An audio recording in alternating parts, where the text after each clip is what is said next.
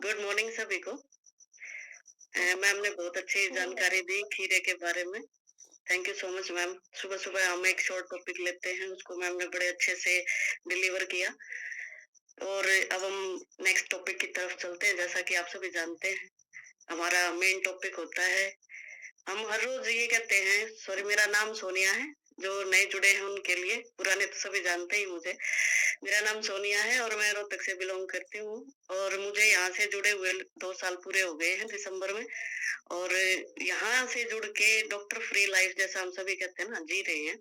और एक जो मेन बदलाव ज़िंदगी में आया वो है हमारा लाइफ़स्टाइल। हम रोज़ कहते हैं ना, खराब लाइफ़स्टाइल, बुरा लाइफ़स्टाइल जो हम पहले जी रहे थे। और उसको चेंज करके ही हमने बहुत सारे बेनिफिट्स लिए हैं, जिसमें मेन चीज़ हम हर रोज़ कहते हैं पानी, कि पानी पीने का तरीका ही अगर हम बदल दें ना, तो वही कई बीमारियों को ठीक कर देता है। क्योंकि गलत तरीका तो वो चाहे किसी भी काम का हो। तो आज हम उसी लाइफ़स्टाइल के बारे में बात करेंगे कि उसमें कुछ ऐसे छोटे-छोटे बदलाव जो हम कर सकते हैं और उसके कारण हमारी लाइफ़ कितनी चेंज हो सकती है, वो आप खुद देखेंगे। और आप देखेंगे कि जो मैं बताऊँगी उनमें से कितने बदलाव आप कर चुके हैं। क्योंकि ऑलमोस्ट जो यहाँ बैठे हैं ना, काफ़ी हद तक अपने लाइफ़स्टाइल को चेंज कर चुके हैं। लेकिन फिर भी वो कहते हैं ना, सीखने का प्रोसेस हमारा लाइफ़ टाइम चलता रहता है। जब तक हम भगवान के घर नहीं पहुँच जाते ना, कुछ न कुछ हर रोज़ सीखते ही रहते हैं। तो वो सीखने का प्रोसेस अपना लाइफ़स्टाइल चलाए रखना है, कभी भी ये ना माने कि अब मैं बहुत सीख गया। जैसे मैं एक टीचर हूँ, मैं जब भी क्लास में जाती थी ना, तो मेरे अंदर ये नहीं होता था कि मैं बच्चों को सिखाने जा रही हूँ। मैं हमेशा ये सोचती थी मैं आज कुछ नया सीखने जा रही हूँ। क्योंकि जब हम क्लास लेते हैं या छोटे बच्चे हमें बहुत कुछ सिखाते हैं और मेरे पास जो भी नया बैच आता था ना, मैं हमेशा ये उम्मीद करती थी कि ये बैच, ये बच्चे मुझे कुछ न कुछ नया सिखा के जाएँगे। तो अगर आपके अंदर ये भावना होती है ना, तो आप हमेशा कुछ न कुछ सीखते हैं। और जो कहते हैं ना, खाली घड़ा ही कुछ अंदर ले सकता है, जो ऑलरेडी फुल है, उसके अंदर आप क्या डाल सकेंगे? तो अपने आप को थोड़ा खाली रखना ज़रूरी होता है। ये आज का सुविचार है, कभी भी ये ना माने कि मैं फुल हो गया, मैं पूर्ण हो गया, पूर्ण कोई नहीं है, पूर्ण तो भगवान भी नहीं है हमारे। वो उनमें भी कुछ न कुछ कमियाँ थी, तो हमारे अंदर तो बहुत सारी हैं। तो अपनी उस छोटी-छोटी आदतों को हम कैसे बदल के अपना जीवन और अच्छा कर सकते हैं? न्यूट्रिशन तो साथ में लेना ही है, उसको इग्नोर नहीं करना है। तो सबसे पहले अगर हम बात करें हमारे दिन की शुरुआत कैसे होती है, जैसे ही हमारी आंखें खुलती है, ऐसे ही होता है ना, तभी पता लगता है दिन निकल आया। अगर सोते रहेंगे तो क्या फायदा, कौन आ रहा है कौन जा रहा है हमें पता ही नहीं लगेगा। जैसे घर में कोई एक पेशेंट होता है जो कोमा में होता है, तो उसके लिए क्या दिन और क्या रात, सब बराबर होते हैं। तो हमें पता लगता है दिन का जब हमारी आंखें खुलती है। तो सबसे पहली अच्छी आदत आपने जो अपनानी है वो है सुबह जल्दी उठने की, जो शायद ऑलमोस्ट लोग अपना चुके हैं। तो हर व्यक्ति के दिन की शुरुआत जो होती है सुबह उठने से होती है। और कहते हैं ना, एक देसी सी कहावत हुआ करती कि सुबह सुबह इसके दर्शन हो गए। हम बोलते थे ना कि बड़े बुजुर्ग हमारे कहते थे, सुबह जिसके अच्छे दर्शन हो जाएं तो दिन अच्छा निकलता है। तो आपने क्या करना है, हम किसके दर्शन करें सुबह उठते ही? किसी एक्स वाई जेड फला दकड़ा की कोई जरूरत नहीं है। सुबह उठते ही परमात्मा का ध्यान करें, ये अच्छी आदत अपनाएं। वो एक अपना श्लोक भी है हिंदी में, कराग्रे वस्ते लक्ष्मी कर मध्य।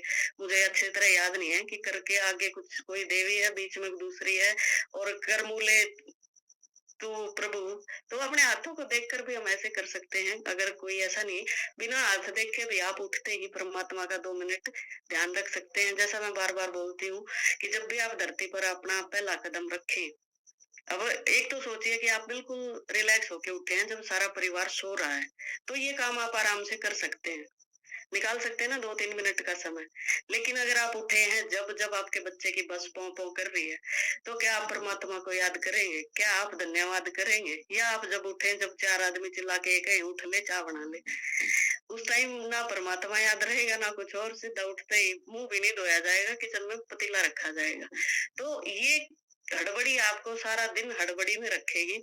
इसीलिए जरूरी है कि आप सुबह अलार्म क्लॉक की पहली घंटे के साथ उठ जाएं, या आपके फोन में है तो उसके तुरंत बाद आप अपना बिस्तर छोड़ दें, और बिस्तर छोड़ने से पहले परमात्मा का धन्यवाद करें और अपने माता पिता का धन्यवाद करें, जो भले ही दुनिया में नहीं है लेकिन इस दुनिया में लाने का माध्यम हमारा वही बने हैं, उन्हीं के कारण हम आज ये सुंदर दुनिया देख पा रहे हैं।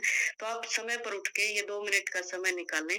हड़बड़ी में भागेंगे तो सारा दिन भागते हुए गुजरेगा। आप देखिए कि जिस दिन आप लेट उठेंगे ना, तो सारा दिन आपके कामों में ये ऐसे ही रहेगी, ये रह गया, वो रह गया, वो कर दिया, वो कर दिया और कुछ न कुछ गड़बड़ ज़रूर होगी। तो जल्दी का काम शैतान का होता है और हम शैतान बिल्कुल नहीं हैं, हम अच्छे इंसान हैं। तो कुछ लोग ये कहते हैं कि हम मजबूर हैं, भई हमसे तो उठा नहीं जाता, रात को कितना ही जगा लो। उसका एक कारण ये होता है कि रात को हम सोते नहीं हैं समय से। जो देर रात तक टीवी देखते हैं या फ़ोन में लगे रहते हैं, जल्दी नहीं उठ पाते। तो जैसे ये गलत आदतें आपको मजबूर करती है ना, आप उनको छोड़ नहीं पाते। वैसे ही अच्छी आदतें भी आपको मजबूर कर देती हैं। आप देखिए जब आपकी जल्दी उठने की आदत है ना, तो वो आपको जिस दिन आप लेट उठेंगे ना, सारा दिन आपके मन में पश्चाताप रहता है कि आज मैं लेट क्यों उठा, आज मैं लेट क्यों उठा। तो वो कहीं न कहीं आपकी अच्छी आदतें आपको मजबूर करें, आपको ऐसा बनना है, गलत आदतों को नहीं, अच्छी आदतों को पालना है। तो इसीलिए अगर नहीं उठ रहे हैं, तो आज ही अपनी इस आदत को सुधारिए और अपनी विल पावर को स्ट्रॉन्ग बनाइए कि मैंने उठना ही है। कल कोई नहीं होता, कोई मंडे, कोई न्यू ईयर नहीं होता। जो काम आपने करना है ना, आज अभी इसी वक़्त से शुरू कर दीजिए। जो टालते रहते हैं ना, कल करूँगा, कल से उठूँगा, मंडे से उठूँगा, तो वो कभी नहीं उठ पाते हैं। तो इससे एक तो आपको मिलता है एक्स्ट्रा टाइम। हम नॉर्मली कह देते हैं सबके पास दिन में वही 24 घंटे होते हैं। कुछ लोग 9 घंटे, 8 घंटे की नींद को ज़रूरी समझते हैं, तो वो अपना टाइम सोने में बर्बाद कर देते हैं। आपने वो नहीं करना है, अपने 24 घंटों को हम बढ़ा सकते हैं, 26 कर सकते हैं, 28 कर सकते हैं जल्दी उठकर। ठीक है? तो आपको एक एक्स्ट्रा एनर्जी मिलेगी। नेक्स्ट हम बात करते हैं कि हर रोज़ कुछ नया सीखने की आदत अपने अंदर बनाएँ। जनरली हम ये करते हैं, जब हम पढ़ते हैं तब तो हमें ये रहता है कि आज मैंने ये सीखा, आज मैंने ये सीखा। एक छोटा बच्चा देखा आपने कभी आता है, उसके साथ कुछ नया होता है ना, तो वो कितने चाव से बताता है। आपका बच्चा दादा दादी को आके बोलता है ना, दादा आज मैंने ये चीज देखी, आज मैंने ट्रक देखा, आज मैंने वो देखी। उसके अंदर एक्साइटमेंट होती है हर रोज कुछ नया सीखने की। आप उसको रेलगाड़ी में पहली बार बिठाइए, गाड़ियाँ तो आजकल सबके घर में ही हैं। अब ट्रेन का सफ़र बहुत रेयर हो गया है, हम कभी-कभार करते हैं। तो वो जिस दिन ट्रेन में पहली बार बैठेगा ना, उसकी खुशी अलग ही होती है। तो जब भी हम कुछ नया सीखते हैं ना और नया देखते हैं, तो वो एक्साइटमेंट होती है। हम रेगुलर रूटीन लाइफ़ से क्या होता है, इंसान की फितरत है, बोर हो जाते हैं। होता है ना, वही घरवाली, वही घरवाला, वही बच्चे, वही काम, वही खाना, वही ड्यूटी, 9 टू 5 जॉब। हर इंसान है बोर हो जाता है, तो उस बोर्डम को दूर करने के लिए हम क्या करते हैं, कहीं घूमने जाते हैं। किस लिए? ताकि वहां कुछ नया दिखे। अब हर बार आपको आपके हस्बैंड हरिद्वार ले जाके छोड़ दें घूमने के लिए, तो खुशी होगी? आपने कहा घूमने जाना है और वो कहते चल गंगा जी में गोता मरवा लाऊं। सेम घाट, सेम वही भीड़ भाड़, और वो देख के खुशी मिलेगी। हमें हर बार कुछ नया चाहिए होता है, क्योंकि ये इंसान की इनबिल्ट फितरत है। हम कुछ नया सीखने के लिए हमेशा तैयार रहते हैं। और ये बात केवल उन लोगों पर लागू नहीं है जो बाहर निकलते हैं, ऑफिस में काम करते हैं। घर की महिलाएं भी कुछ नया ट्राई कर सकती हैं, कोई नई सब्जी ट्राई कर सकती हैं, अपना काम करने का कोई नया तरीका आजकल तो यूट्यूब सिखाने के लिए तैयार रहता है। तो आप उसमें कुछ नया सीख सकते हैं। हमारे बुजुर्ग भी कुछ नई चीजें ट्राई कर सकते हैं।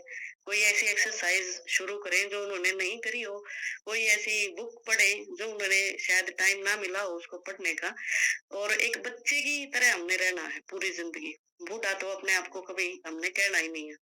हम एक 60 साल के बच्चे हैं, 80 साल के बच्चे हैं, 40 साल के बच्चे हैं, 50 साल के बच्चे हैं, ऐसा बोलिए अपने आप को। कभी भी ये ना कहें कि मेरी तो उम्र हो गई है। उम्र किसी की नहीं होती, उम्र हमारी तब होती है जब हम ऊपर पहुंच जाते हैं। तब हम कह सकते हैं कि अब हमारी उम्र हो गई है।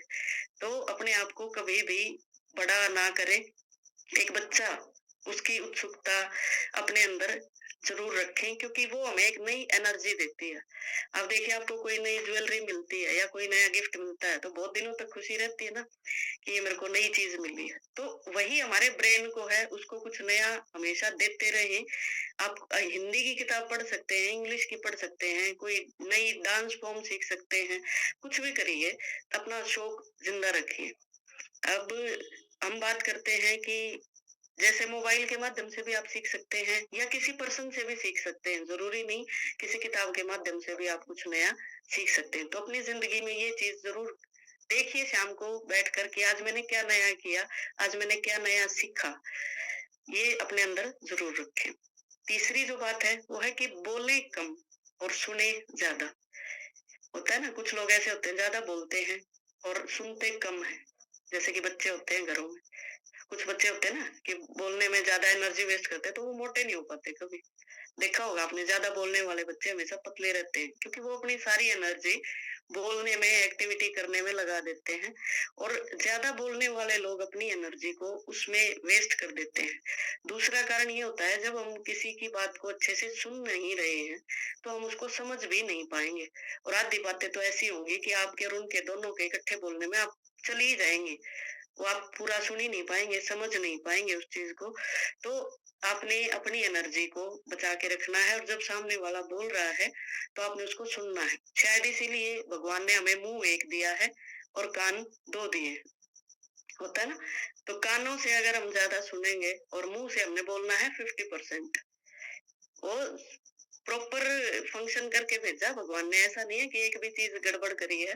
तो वो इसीलिए है कि आप सुने ज़्यादा और बोलें कम। शांत रहकर अगर हम किसी की बात सुनते हैं ना, तो वो जल्दी समझ में आ जाती है और एक अच्छा वक्ता तो हम किसी को भी बना सकते हैं। आप उसको सिखा सकते हैं बोलना, लेकिन अच्छा श्रोता नहीं बना सकते हम किसी को। वो आप खुद बन सकते हैं। हम किसी को ये नहीं कह सकते कि अच्छा श्रोता बनने के लिए आपको ये क्वालिटी, सिर्फ ये कह सकते हैं कि शांत रहकर आपको दूसरे की बात सुननी है। अब उसको अप्लाई आप कितना करते हैं, वो आपके ऊपर है 100%।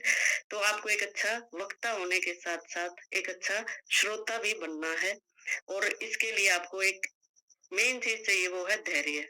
पेशेंस आपके अंदर होनी चाहिए और कम बोलने वाला इंसान अपने आप से अधिक जुड़ा हुआ होता है। आपने देखा होगा ना, वो ज़्यादा धार्मिक नहीं कहेंगे हम उसको, लेकिन उनकी कही हुई बातें काफ़ी अच्छी होती हैं। वो एक बात बोलेंगे ना, वही ऐसा होगी जैसे 100 सुनार की और एक लुहार की, होता है ना? कि वो एक बात ऐसी बोल जाएँगे आपकी कि वो आपको लगेगा ये बढ़िया बोल रहा है और एक ज़्यादा बोलने वाला है तो आप उसकी आधी बातें तो हम सुनते ही नहीं है। हमें ये लगता है इसका तो काम है रोज़ बक-बक करता रहता है और तो उसकी बातों की तरफ हम ध्यान नहीं देते और जबकि कम बोलने वाला इंसान जब बोलेगा ना तो सभी शांत होके सुनते हैं। तो अपने आप को ऐसा बनाएँ कि लोग आपकी बात को शांति से, धैर्य से सुनें और उस पर अमल करें। अगली जो बात है वो है किसी को बुरी लग सकती है, ना कहना सीखें। जिंदगी में हम बहुत सारे काम ऐसे करते हैं, दूसरों की खुशी के लिए करते हैं। होता है ना कि फलाना हरिद्वार जा रहा है, एक दोस्त उसने बोल दिया चल तू भी चल भाई, और वो आपने मना नहीं किया और घर आके क्लेश हो रहा है बेशक, लेकिन आप हरिद्वार जा रहे हैं। घर में शांति नहीं आएगी, झगड़ा होगा। तो कुछ ऐसे केसेस होते हैं जहाँ पे हमको ना बोलना सीखना चाहिए। जहाँ आपको लगे कि जरूरी नहीं है हमारा जाना या ये काम करना मेरे लिए जरूरी नहीं है, तो आप उसको मना करें। ठीक है? और सोच समझ कर अच्छे से अपना पक्ष रखें, जहाँ जिस बात में आपकी असहमति होती है। बहुत बार ऐसा होता है कि आप फ़ोर्स में आके, दबाव में आकर कोई काम कर लेते हैं, तो आपको नहीं करना है। ज़्यादातर जैसे बच्चे होते हैं ना, जब वो स्ट्रीम चुनने की बारी आती है ना 12th में जब हमारे बच्चे जाते हैं, तो माँ-बाप उसको बनाना चाहते हैं डॉक्टर, इंजीनियर, होता है ना? लेकिन बच्चे का इंटरेस्ट नहीं होता है, तो बच्चा भी अगर वो है तो अपनी बात को अच्छे से माँ-बाप को समझाए, प्यार से समझाए, जिद करके नहीं। आप भी बच्चे को समझें और उसकी बात को सुनें। और ऐसे ही घर में महिलाएँ हैं, अगर किसी बात पर आपको ये लगता है कि ये हस्बैंड कुछ गलत कर रहे हैं, आप उससे सहमत नहीं हैं, तो उसको प्यार से कन्विंस करें। प्यार से उसको समझाएँ कि ये ऐसे है, इसके ये साइड इफ़ेक्ट हो सकते हैं, ये आगे जाके ये हो सकती है चीज़। उसको समझाना है आपने, रोकना नहीं है, समझाएँ। हम किसी को फ़ोर्स नहीं कर सकते, हम उनको प्यार से समझा सकते हैं। तो अपनी असहमति व्यक्त करना हमें आना चाहिए। ज़रूरी नहीं है कि कई बार होता है कि पेरेंट्स के प्रेशर में बच्चा साइंस लेके और कोटा में बैठा है तैयारी करने के लिए। हम हर रोज सुनते हैं कि किसी बच्चे ने सुसाइड कर ली, कोई बच्चा, और फिर वो क्या होगा, बार-बार फेल होगा क्योंकि वो अपने मन से वो काम नहीं कर रहा है। आप खुद देखिए, किसी दिन आप मन से खाना बनाते हैं ना, तो बहुत अच्छा बनता है। आप मन से कहीं अपने परिवार को लेके जाते हैं ना, तो खुशी होती है। लेकिन आप पत्नी के दबाव में अगर कहीं लेके जा रहे हैं ना, तो आपको वो खाना भी अच्छा नहीं लगेगा, वो होटल भी अच्छा नहीं लगेगा। और जब हम खुन्नस में खाना बनाते हैं ना, तो वो खाना बिल्कुल अच्छा नहीं बनता। मेरे साथ बहुत होता है, कई बार जब होता है ना कि तबीयत खराब है, ज़बरदस्ती हो रही है, बनाना पड़ रहा है, तो मन में यही रहता है, देखिए एक दिन भी मतलब हमें आराम नहीं मिल सकता है, हमें आज भी खाना बनाना पड़ रहा है। तो होती है ये भावनाएँ, कई बार आ जाती है मन में, तो ऐसे बिल्कुल ना करें। जब आपकी तबीयत ठीक ना हो तो बेशक कह दें, खराब खाना खाने से अच्छा है कि आप कुछ और खिचड़ी दलिया वगैरह कर लें, वो उससे काम चला लें। तो ज़बरदस्ती ज़्यादा दिन नहीं चल पाती है, ज़्यादा समय तक नहीं टिक पाएगी और इससे किसी को भी कुछ हासिल नहीं होगा, ना ज़बरदस्ती करने वाले को और ना ज़बरदस्ती मानने वाले को। वो एक स्टेज ऐसी आती है, कुछ वक़्त के लिए तो आप सामने वाले को खुश कर लेंगे, उसकी नज़र में अच्छे बन जाएँगे, लेकिन खुद की नज़र में और आने वाले समय में उसके बहुत हानिकारक परिणाम देखने को मिलते हैं। तो जब भी आपको कभी लगे कि यहाँ आपको ना बोलना है, अपने आप को प्यार से समझाएँ, फिर सामने वाले को प्यार से ना बोलें। ब्लंटली नहीं मना करना है, आराम से, प्यार से। अगला जो बात आती है वो है रिस्क लेना सीखें जीवन में और बेहतरीन तरीके से रिस्क लेना सीखें। बिना रिस्क के कोई काम नहीं होता है। हम पैदा हुए तो हमारे माँ-बाप ने भी रिस्क लिया था ना, क्योंकि लाइफ रिस्क पे होती है। जब एक माँ अपने बच्चे को पैदा करती है, फिर हम उनको पालते हैं तो एक बहुत बड़ा रिस्क लेते हैं, होता है ना? तो जिंदगी रिस्क के बिना नहीं है और जो रिस्क नहीं लेते ना, वो जैसे एक तालाब में पानी होता है ना, वही रह जाता है, वही सड़ जाता है, वही काई लग जाती है, वही सूख जाता है। वो लोग ऐसे रहते हैं। तो छोटे-मोटे रिस्क अगर आपको लेने पड़ते हैं, तो आप ज़रूर लें और बेसिक ज़रूरत जैसे हमारी होती है ना, रोटी, कपड़ा और मकान, होता है ना? यही 3 चीज़ चाहिए होती है इंसान को और ये आपको मिलेंगी। भले ही आपका सब कुछ छिन जाए। आपने देखा है कोई बैंकरप्ट हो गया, भूखा मर रहा हो, खाना उसको फिर भी मिलता है, उसके सर पे छत होती है, चाहे वो किराए की हो। ये 3 चीज़ें हमारी ज़रूरतें हमारी ज़रूर पूरी होंगी। आप रिस्क में बाकी चीज़ें खो सकते हैं और आप देखिए जो बाकी चीज़ें अगर खो भी जाएँ ना, इन 3 चीज़ों से हमारा काम चल सकता है, हमारा जीवन चल सकता है। तो रिस्क लें ज़रूर और सोच समझ कर लें, क्योंकि हमारे जीवन में कहते हैं ना, और कुछ नहीं होगा तो तजुर्बा तो होगा और वो तजुर्बा हमें आगे लेकर जाएगा। अब हम यहाँ जितने बैठे हैं हर्बल लाइफ में, हमने रिस्क लिया ना। लोग मना कर रहे थे, ऐसे है, वैसे है, स्टेरॉइड होता है, इसमें ये है, खाएगी फिर इतनी फूल जाएगी। सभी ने सुनी थी ये बातें, मैंने भी सुनी थी। तो फिर भी हमने रिस्क लिया और वो रिस्क आज हमें अपनी एक हेल्दी लाइफ़स्टाइल दे के गया है। तो बिना रिस्क लिए ज़िंदगी में कुछ नहीं होता है। रिस्क से ना डरें और अफ़सोस बिल्कुल ना करें, क्योंकि एक पोएम पढ़ी थी हमने स्कूल में, द रोड नॉट टेकन, कि पोएट के सामने 2 रास्ते हैं, सभी के जीवन में होते हैं ना। शादी के लिए भी 2 ऑप्शन आ गए तो हम सोचते हैं इसको, ये वाली ठीक है या वो वाली ठीक है, वो वाला ठीक है या वो ये वाला ठीक है। होता है ना, हम चूज़ करते हैं, वो भी रिस्क है। वो भी हम रिस्क लेते हैं ना। और ज़िंदगी अगर बहुत अच्छी कट जाती है, तो हम कभी नहीं याद करते कि वो दूसरा क्या था। लेकिन ज़िंदगी में जब उतार-चढ़ाव आते हैं, तब हमें याद आता है कि अगर वो ऑप्शन लिया होता, तो लाइफ़ कैसी होती। होता है ना? तो रिस्क लेने से नहीं डरना और पछताना भी नहीं है। जो हमने रिस्क लिया है उससे आपने क्या लेसन लिया, उसको लें और आगे बढ़ें, अगर आपका रिस्क गलत निकल भी आया है तो। अब बात करते हैं मेन चीज़ जिसका आपने ध्यान रखना है, कि उस इंसान को समझने की कोशिश करनी है, जिसके साथ आपको 60, 70, 80, 90 या मैं कहूँ 100 साल निकालने हैं। और वो कौन है? बताएगा कोई? वो हम खुद हैं। वो हम खुद हैं। कोई भी इंसान आपका साथ इतने लंबे समय तक नहीं दे सकता, जितने लंबे समय तक हम खुद अपना साथ दे सकते हैं। तो कितने ऐसे लोग हैं जहाँ यहाँ जो बैठे हैं, जिन्होंने अपने आप को समझने की कभी कोशिश की है। हम क्या हैं? हम क्या कर रहे हैं? कितने हैं? ईमानदारी से बताइएगा ज़रा और सोचिएगा मेरी इस बात को, कि जो आप खुद हैं, कभी हमने अपने आप को पहचानने की कोशिश की है? हम पैदा होते हैं, माँ-बाप की गाइडेंस में चलते हैं, होता है ना? मम्मी-पापा ने ये कहा फलाँ स्कूल में पढ़ेगा, पढ़ लिए। उससे दोस्ती नहीं करनी, नहीं करी। उससे बात नहीं करनी, नहीं करी। उससे शादी कर ली, कर ली। हम हमेशा दूसरों की गाइडेंस में चलते हैं। ज़्यादातर होता है कि हमारे फैसले भी दूसरे ही लेते हैं। लेडीज़ के मामले में ख़ासकर मैं कहूँगी, पहले माता-पिता फैसले लेते हैं, फिर पतिदेव फैसले लेते हैं। तो कभी ऐसा मौका रेयर ही होता है कि महिला को अपने फैसले खुद लेने का अधिकार मिलता है, नहीं मिलता है। आजकल तो जेंट्स को भी नहीं मिलता है। ये नहीं है कि अकेली महिलाएँ प्रताड़ित हैं, पुरुष भी नहीं जा सकते कहीं घरवाले की परमिशन के बिना। तो वो चाहे महिला है या पुरुष है, अपने आप को पहचानना है कि आप क्या हैं और खुद को डेली 10 मिनट, 5 मिनट जितना भी समय आप दे सकते हैं ना, वो ज़रूर दीजिए। आँखें बंद करके अपने साथ बैठिए, बहुत मज़ा आता है, कमाल की फीलिंग आती है। अब देखिए, हम ज़्यादातर ये सोचते हैं ना कि फलाँ काम हो जाए तब खुश, अपने आप के साथ रहने में जो मज़ा है, वो मैं नहीं मानती कि दुनियावी की कोई भी खुशी आपको मिल सकती है। तो अपने साथ 10 मिनट लगाइए और आपकी लाइफ़ में क्या चल रहा है, आपकी क्या इच्छाएँ हैं, आपकी क्या ड्रीम्स हैं। मेरे ख्याल से किसी महिला से आप ड्रीम पूछेंगे ना कि भगवान मान लो किसी दिन आ जाए और कहे कि माँग क्या माँगती है? तो उसको ये भी नहीं पता होगा कि क्या माँगना है। वो फिर ये कहेगी घरा पूछ के बताऊँगी। होता है ना कि पति से पूछेगी और का कथा भी हमारी ऐसी ही है, कथा जितनी भी है ना, उसमें ये आता है बुढ़िया को वरदान देने भगवान आए तो उसने कहा बहू और बेटे से पूछ के बताऊँगी। एक आती है ना कथा हमारी, तो हमें खुद नहीं पता कि हमें क्या चाहिए। तो आज जितनी भी महिलाएँ या पुरुष यहाँ बैठे हैं ना, तो मेरी उनसे हाथ जोड़ के रिक्वेस्ट है कि अपने साथ 5 मिनट बैठें और आज ज़रूर लिखें या मन में सोचें कि आप क्या चाहते हैं? ये नहीं कि पत्नी को क्या चाहिए, पति को क्या चाहिए, बच्चे का करियर क्या हो, वो नहीं। आप क्या चाहते हैं? ऐसी 10 चीज़ें ज़रूर लिखें और उनको ना सुबह-शाम याद करें, तो वो आपकी इच्छाएँ ज़रूर पूरी होंगी, ये मेरी 100% गारंटी। तो अपने ड्रीम्स पे काम करें, अपने आप पे काम करें, खुद के अलावा आपको कोई खुश नहीं रख सकता। ये साइंटिफिकली प्रूवन है।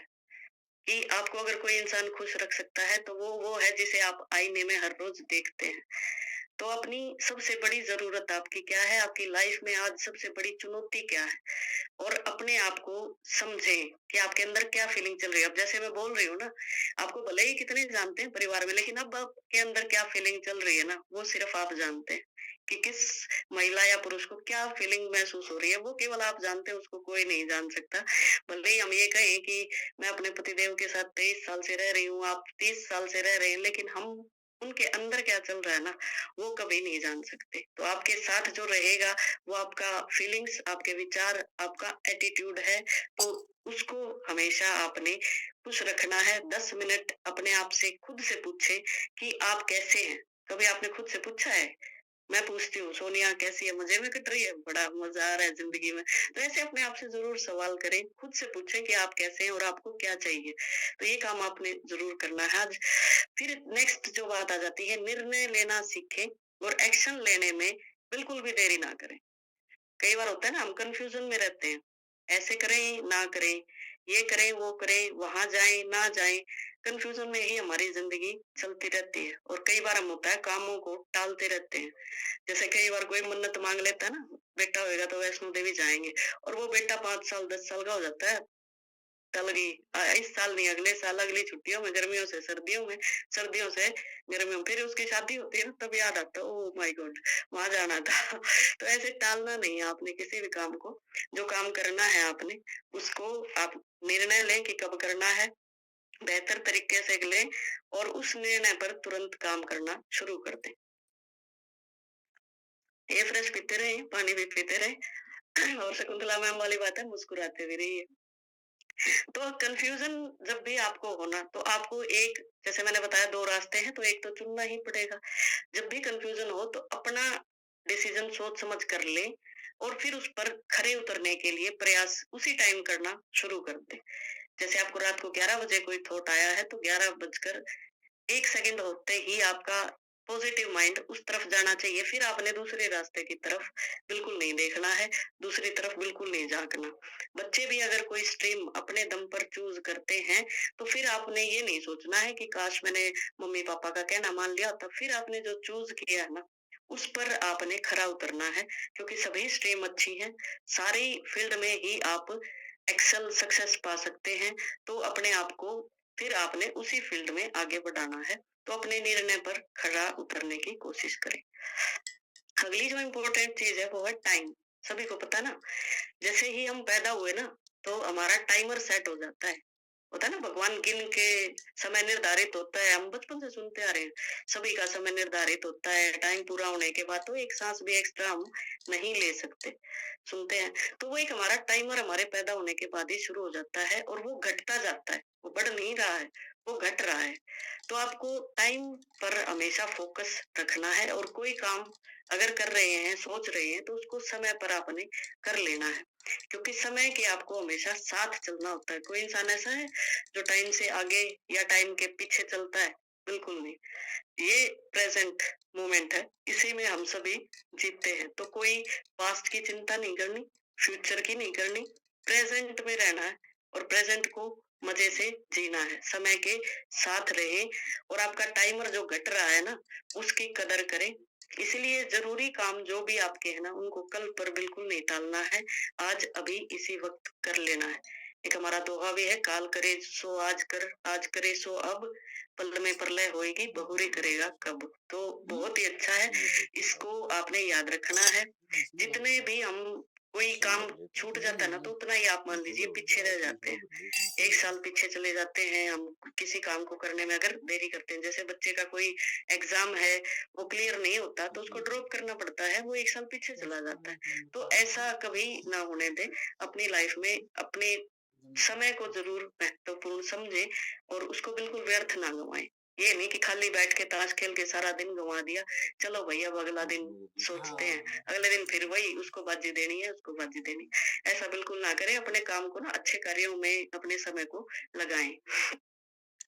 नेक्स्ट आता है कि फालतू के लफड़ों को लात मारना सीखें। थोड़ी सी लैंग्वेज हो सकती है कि मतलब कहने का भाव ये है, फालतू के लफड़ों में ना पड़े। हमारे फोन जैसे हमारे आजकल सबके पास रहते हैं ना, उसमें बहुत सारे ऐप्स देखिए आप ऐसे होते हैं जिनका आप कभी यूज नहीं करते।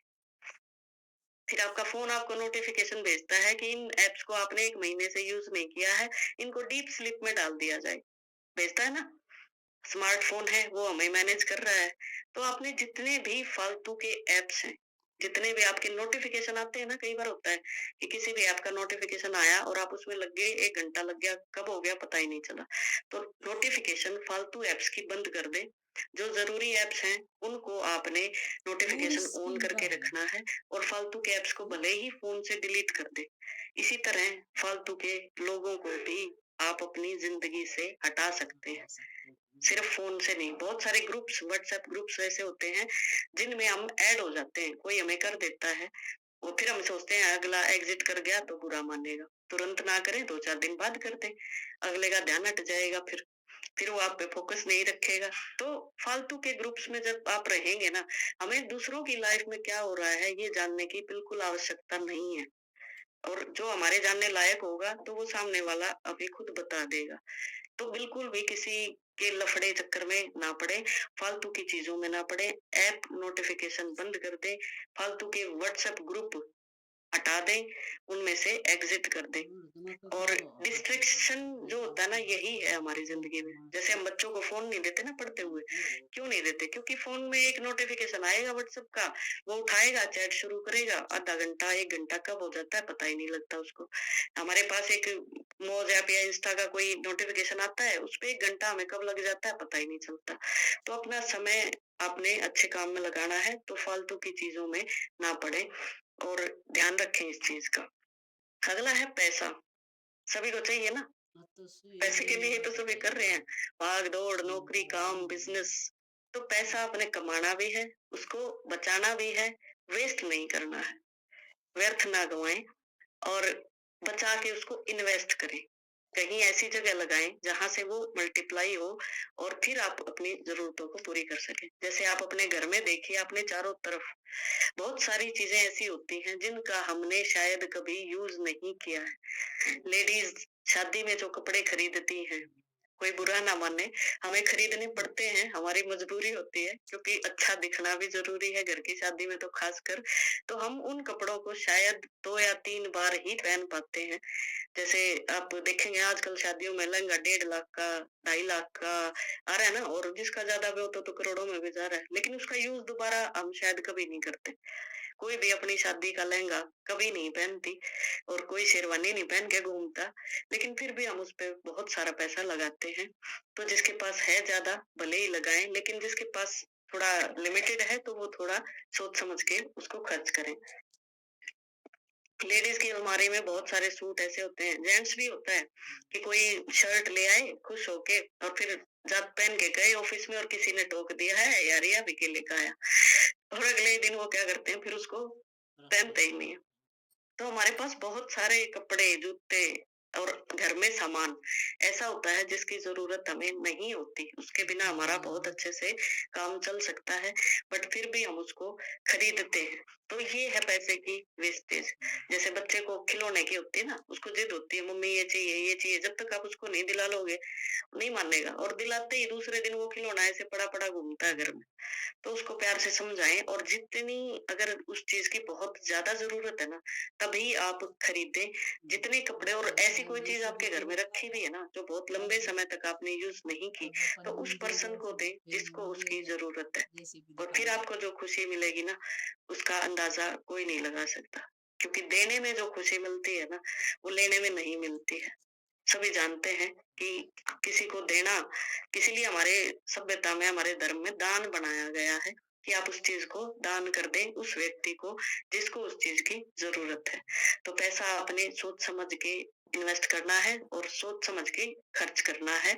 और जब भी किसी चीज की जरूरत महसूस होना, एक छोटा सा फॉर्मूला है, आप ये सोचें कि मैं ये चीज 10 दिन बाद लूंगा या लूंगी। तो और 10 दिन तक अगर आपको उस चीज़ की दोबारा ज़रूरत महसूस होती है, याद आती है, तो ही आप उसको लें, अदरवाइज़ रहने दें। क्योंकि वो ज़रूरी नहीं है, उसके बिना काम चल रहा है आपका। फिर है नेगेटिव लोगों को अपनी लाइफ से बाहर करना है, जैसा मैंने पहले बताया था ना कि अननेसेसरी ही होते हैं नेगेटिव लोग। जैसे एक बढ़िया सी बात है कि किसी की शादी होती है ना, कार्ड देने जाते हैं। होता है ना सभी कि किसी बंदे की खुद की शादी है, मान लो वो अपने दोस्त को कार्ड दे रहा है, तो हम उसको कभी भी कांग्रेचुलेट नहीं करते, हम उसको हमेशा कहते हैं ठीक हो गया, ई बेरा पाटा का तुम्हें, ई आओगा पहाड़ के नीचे ऊँट, ये पता नहीं किस तरह की कैसे-कैसे हम उसको यातना दे देते हैं। वो घर जाके सोचता है मैं सही कर रहा हूँ या गलत। तो एक तरह से नेगेटिव बात है, हम मजाक में भले ही कह देते हैं, तो अगला डाउटफुल हो जाता है कि या क्या मेरा फैसला सही है या नहीं है। या किसी को बच्चा होता है, खुशखबरी होती है कि बेटा हुआ, फिर हम कह देते हैं कि ओ हो ईब ईब जिए तू अपनी जिंदगी, ईब घूमिए फिरिए, अब आई जिम्मेवारी तेरे ऊपर। तो ऐसा बिल्कुल नहीं कहना है, क्योंकि नेगेटिव लोगों की संगति में जब हम रहते हैं ना, तो वो आपको भी नेगेटिव बना देते हैं। आप भले ही कितनी कोशिश कीजिए बचने की, लेकिन कहते हैं ना संगति हमारे जीवन में बहुत असर डालती है।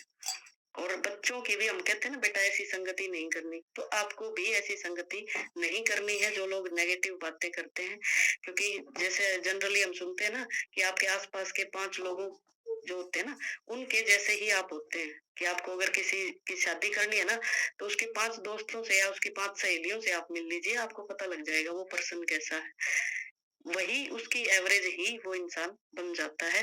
तो ऐसे लोग ऐसे होते हैं, जैसे सर्दी हो जाएगी ना, तब कहेंगे ना भाई गर्मी बढ़िया थी, गर्मी अच्छी है। तो सर्दी में उनको गर्मी चाहिए होती है, गर्मी में उनको बरसात चाहिए होती है, और बरसात में उनको सर्दी अच्छी लगती है। वो किसी टाइम पे खुश नहीं होते। ये नेगेटिविटी का सबसे बड़ा उदाहरण है कि ऐसे लोग, ये नहीं कि जब सर्दी आई है तो आप सर्दी एंजॉय करो, जब गर्मी आई है तो गर्मी को एंजॉय करो, और जब बरसात आ रही है तो बरसात को एंजॉय करो। तो ऐसे लोगों से, ऐसी सिचुएशन से आपने दूर रहना है और उनसे दूरी बना के रखें। खुश रहने वाले लोगों का साथ करें। खुशखबरी सबको अच्छी लगती है और खुशनुमा लोग सभी को पसंद होते हैं। बोर होना कोई नहीं चाहता। ठीक है, तो नेगेटिव लोगों से जितना हो सके दूर रहें। नेक्स्ट जो चीज शायद हम कभी नहीं करते, जब हम छोटे थे स्कूल में जाते थे ना, तो हम नोट्स बनाते थे, सभी को याद है ना, सभी पढ़ते थे तो हम नोट्स बनाया करते। क्या जिंदगी हमारी जो सबसे बड़ा सिलेबस है, उसके कभी हमने नोट्स बनाए हैं? कोई नहीं बनाता। तो आज से शुरू कर दें। अपनी लाइफ के नोट्स बनाएं। कोई भी बात, कोई भी आइडिया आपके माइंड में अगर ऐसा आ रहा है, तो उसको उसी टाइम अपनी डायरी में या फोन में, आजकल ऐप आता है, उसमें आप नोट कर लें। इससे एक तो वो बात आपको याद रहेगी, आपके दिमाग से जाएगी नहीं। एक, जैसे आपने दिन भर में जो भी काम करने हैं ना, उसके भी आप नोट्स बना सकते हैं कि सुबह कल उठ के मैंने ये करना है। दिन में एक बार उसको चेक कर लें कि क्या ये मेरे काम जो मैंने लिखे थे वो हो गए हैं। और जैसे मैंने कहा ना, कुछ नया सीखना है, जो आपने आज सीखा उसको भी आप लिख सकते हैं, फिर वो परमानेंट हो जाएगा।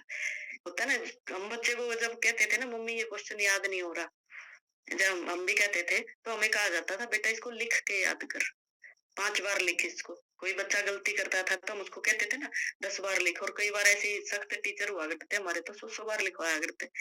तो वो चीज हमें आज तक याद है, भले ही हमें 30-30 साल हो गए हैं पढ़े हुए, लेकिन वो सेंटेंस, वो बात, वो चीज हम आज भी नहीं भूले कि हमारे टीचर ने वो बात मेरे से 100 बार लिखवाई थी। ये सेंटेंस मेरे से 100 बार लिखवाया था। जैसे हम कभी बचपन में छोटे थे तो चोरी कर लिया करते हैं ना, तो टीचर या मम्मी पापा लिखवाया करते, मैं आज के बाद चोरी नहीं करूंगा, मैं आज के बाद चोरी नहीं करूंगा, मैं आज के बाद झूठ नहीं बोलूंगा। तो ये चीजें हमें इसीलिए लिखने के लिए कहा जाता था, ताकि वो आपकी परमानेंट हो जाए आपकी जिंदगी में। तो आपका कोई भी जरूरी काम नहीं रहेगा, आप अगर उसको लिख लेंगे। और जब भी आप लिखने की आदत डालते हैं ना, तो आपकी एक हैबिट बन जाती है और आपकी याददाश्त स्ट्रांग होती है। जैसे मैं बार बार बोलती हूँ, जब भी हम सारा दिन शाम को बैठ के रिवाइज करते हैं कि आज ये हुआ, ये हुआ, ये बात हुई, तो हमें याद आ जाता है कि कोई काम ये फला आया था। कई बार होता है ना, किसी का फोन आया और हम भूल जाते हैं बताना, या कोई पर्सन आया किसी को पूछने, हम भूल जाते हैं। तो जब हम रात को बैठ के सोचते हैं ना, तो हमें वो चीजें सारी याद हो जाती हैं कि आज ये हुआ था, ये हुआ था, उसके बाद ये बात हुई थी। तो इस तरह से अपनी जिंदगी के नोट्स जरूर बनाएं। किसी दिन उदास हैं तो वो चीज लिखें, किसी दिन ज्यादा खुश हैं तो अपनी वो चीज लिखें। एक अपनी पर्सनल डायरी, वो अपनी खुद से मिलने का एक हमारा रास्ता होता है। हमें खुद पता होता है कि फला दिन देख मैं कितनी खुश थी। कभी उसको बैकवर्ड में जाके पढ़े कि फला दिन ये मैं कितनी खुश थी, मैंने ऐसे लिखा था, मैंने ऐसे लिखा था। मैं आपको बताती हूँ कि मेरी आदत है बचपन से ही कि मैं लिखती हूँ हमेशा। जब मैं बहुत खुश होती हूँ तो मैंने, जिस दिन मेरी बेटी या बेटा हुए थे ना, उसके 15-20 दिन बाद मैंने लिखा था। और अब मेरे बच्चे 20 साल, 18 साल के हो गए हैं। तो एक दिन मेरी बेटी ने वो डायरी उठाई और मेरे बेटे के बारे में वो पढ़ने लगी कि मम्मी, आपने भैया के बारे में तो ऐसे लिखा, मेरे बारे में तो नहीं लिखा। मैंने उसको कहा थोड़े पेज पलट के देख। फिर उसके बारे में वो इतनी खुश हो गई वो चीज देख के कि आप इतने खुश थे उस टाइम जब मैं पैदा हुई थी। तो ये चीजें ना बहुत खुशी देती हैं। और होना चाहिए आपकी जिंदगी में कि जब आप बहुत खुश हैं तो आप उसको जरूर लिखें, बहुत बड़ा बड़ा लिखें। उससे वो आपकी खुशी क्या होगी, मल्टीप्लाई होके आपके पास आएगी। नेक्स्ट हम बात करें जो हम हर रोज करते हैं, स्वस्थ खाइए, स्वस्थ रहिए, कम खाइए और ज्यादा पचाइए। ये रूटीन बना लीजिए अपना, चाहे आप वो कहते हैं ना 21 दिन के चैलेंज में है या नहीं है, लेकिन फिर भी रूटीन आपका होना चाहिए कि जितनी भूख है उससे कम खाएं। जैसे हम पढ़ते थे ना, तो मम्मी पापा कहा करते कि एक रोटी कम खा, नींद नहीं आएगी और रात को लंबे समय तक आप पढ़ पाएंगे। तो जैसे होता है ना, सभी के घर में गंडासा देखा है ना सबने, मैंने भी देखा है, ऐसी बात नहीं है। तो गंडासे में जब वो गहरा ज्यादा लग जाया करता ना, तो वो चलना बंद कर दिया करता, होता था ना। तो उसको जब हाथ से चलता था, हम मशीनी युग की बात नहीं कर रहे हैं, हाथ से जब चलता था तो वो चलता नहीं था, फिर हम उसको उल्टा चला के वापस निकालते थे और फिर थोड़ा हल्का लगाया करते, तब वो कटा करता। मैंने काटा नहीं है पर मैंने देखा है।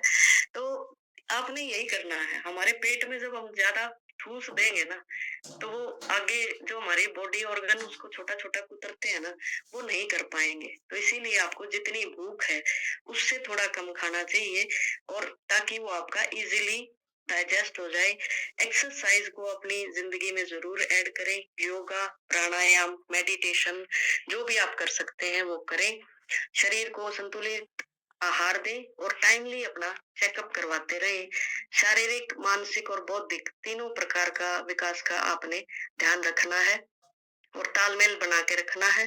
धूम्रपान, शराब या जो भी हानिकारक नशे आप, कोई भी हमारे में से तो शायद नहीं ले रहा, अगर कोई ले भी रहा है तो उसको प्यार से समझाएं, तो उनसे बच कर रहें। अगली जो बात आती है, हमेशा मुस्कुराते रहिए। मैं ये नहीं कह रही दाँत फाड़ के हँसते रहिए, लेकिन अंदर से मुस्कुराते रहिए, अंदर से दुखी नहीं होना है। एक मेरी फ्रेंड है, वो कहती है कि जब गुस्सा भी आए ना, तो फेस पे सामने वाले को दिखाओ, अंदर से मुस्कुराओ। हमने सामने वाले को जब जिससे दुखी हैं, उसको हम दुखी कर रहे हैं, तो फेस एक्सप्रेशन तो गुस्से वाले रखो, लेकिन अंदर ही अंदर मुस्कुराते रहो। तो ये बहुत ज़रूरी है, क्योंकि आपको अंदरूनी नुकसान नहीं होगा, सामने वाले को लगता रहेगा हाँ, ये गुस्से में है, तो जब वो सामने आए ना तब अपने एक्सप्रेशन बिगाड़ लो, लेकिन वैसे अपना मस्त रहो, मज़े में रहो। तो खुशी जो होती है ना, मुस्कुराहट आपने अपने आप के अंदर ढूँढनी है, जैसा मैंने पहले बताया, दूसरों की उस पे आश्रित नहीं रहना है। हम अपनी खुशियाँ ढूँढते हैं दूसरों में कि पति का ये काम हो जाए ना तो मज़ा आ जाएगा। बच्चा मेरा नौकरी लग जाएगा ना तो मज़ा आ जाएगा, बस इसका सुथरी सी बहू आ जाए होया करे ना। बुढ़िया गए घर बसाने वाली बहू आ जाए बस फिर मैं मेरे ना क्या है कि टेंशन इन्हों नहीं मेरा टेंशन तो वही है। तो आपने अपने आप में खुश रहना है। जो बच्चे देखिए बच्चे को हम ना पैदा कर सकते हैं, वो हमारा हम एक माध्यम है उसको दुनिया में लाने का। उसके साथ क्या होगा, क्या सुख-दुःख उसकी ज़िंदगी में आने हैं, क्या तकलीफ़ें आनी हैं, उसकी ज़िंदगी उसको जीने दें। हर एक को अपना एग्ज़ाम देना होता है और जैसे मैंने बताया ना लाइफ़ का ये सिलेबस है। हमने अपना पेपर दिया ना, हम कर रहे हैं ना, वो भी करेंगे। वो हम उनको इतना स्ट्रॉन्ग बना सकते हैं कि वो किसी सिचुएशन से डरे ना, घबराए ना, लेकिन जो उनको फेस करना है वो वही करेंगे। हम नहीं कर सकते उनकी जगह। तो उनको सिर्फ़ आपने अच्छी शिक्षा देनी है, एक अच्छा जीवन देना है, उसके बाद उनका फैसला है कि उन्होंने क्या करना है। उनको कंट्रोल ना करें कभी भी। हम सारा जीवन हम दूसरों को खुश करने में निकाल देते हैं। पहले मम्मी-पापा खुश रहे, फिर बस पतिदेव खुश रहे, फिर बहू-बेटा खुश रहे। अपनी मेरी तो ये मैं तो न्यू राजी हूँ, ये राजी रहो तो मैं खुश। होता है ना कॉमन सेंटेंस, ए सारा कुनबा राजी तो मैं राजी। बिल्कुल ऐसा नहीं करना है। अपनी खुशी अपने आप में भी ढूँढें कि मैं खुद में ढूँढते हैं और खुद की इज़्ज़त करते हैं ना, तो हमारी इज़्ज़त करेंगे। अगर हम ये समझते रहे, मैं कुछ नहीं हूँ, मेरा तो दिमाग गुना ये मेरा तो याद नहीं रहता कि मैं बिस्किट के पैकेट लेके बाँट दिए, तो आप उनके चेहरे की खुशी देखना। या किसी दिन टॉफ़ी का पैकेट लीजिए, रास्ते में जो भी बच्चा दिखे उसको देते चलिए, बहुत खुश हो जाते हैं बच्चे। फ्री की टॉफ़ी, होता है ना? हमें भी मिलती थी तो बड़ा मज़ा आता था। तो फ्री की टॉफ़ी खा के वो बच्चे जो खुशी आपको देंगे ना, वो मेरे ख़्याल से घरवाली को आप सोने का हार भी लाके दे दोगे ना, तब भी नहीं मिलेगी। तो आपने ध्यान रखना है, छोटी-छोटी खुशियाँ बाँटती रहनी है। ज़रूरतमंद आपको कोई भी दिखता है, तो उसकी मदद करनी है और गैर ज़रूरी सामान जो आपके पास है, उसको आपने दे देना है किसी न किसी ज़रूरतमंद को। तो बहुत सारे लोग ऐसे होते हैं, मैंने देखे हैं कि घर में ना सँभाल के रखते हैं, ये चीज़ कभी काम आएगी और जब कभी काम आने का समय आता है, तब वो हमें मिलती ही नहीं है। फिर हमें नई खरीद के लानी पड़ती है। तो ऐसी आदत बिल्कुल ना बनाएँ, कभी काम आएगी तो वो चीज़ आपको मिल जाएगी, मार्केट है, सब जगह है और भगवान आपको ऐसा बनाए समर्थ कि आप उसको कभी ज़रूरत पड़े तो खरीद पाएँ। तो इसीलिए उसको संजो के रखने की, बचा के रखने की ज़रूरत नहीं होती है।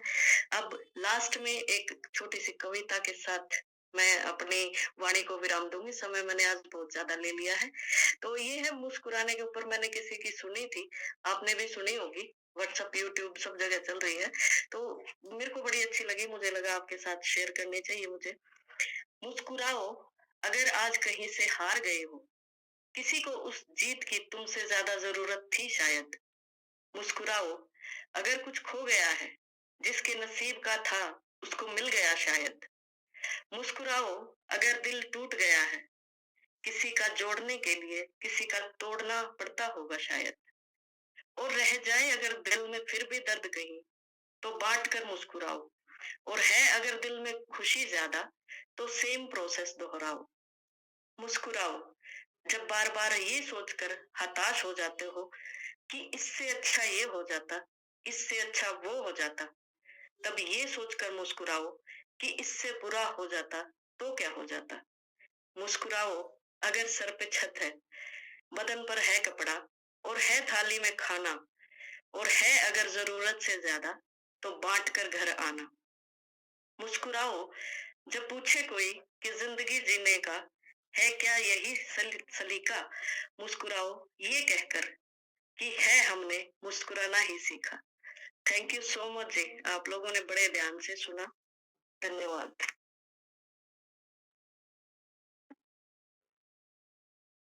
आज शायद हमारे पास कोई एमसी नहीं है, तो आप लोगों में से अगर किसी को कुछ शेयर करना है, कोई बात कहनी है, तो आप लोग शेयर कर सकते हैं। और अपना हैंड रेज़ करके किसी को अच्छी लगी, कोई बात बुरी लगी, तो वो ज़रूर बताएँ। मुझे बड़ा अच्छा लगेगा। नमस्ते जी सभी को। आज नमस्कार। सोनिया आज सोनिया मैम ने बहुत अच्छा टॉपिक लिया, मेरे को तो बहुत अच्छा लगा। और जैसे बोला था ना ध्यान करना चाहिए, तो आज मैं ध्यान नहीं कर रही थी, इसलिए थोड़ी लेट जुड़ी थी।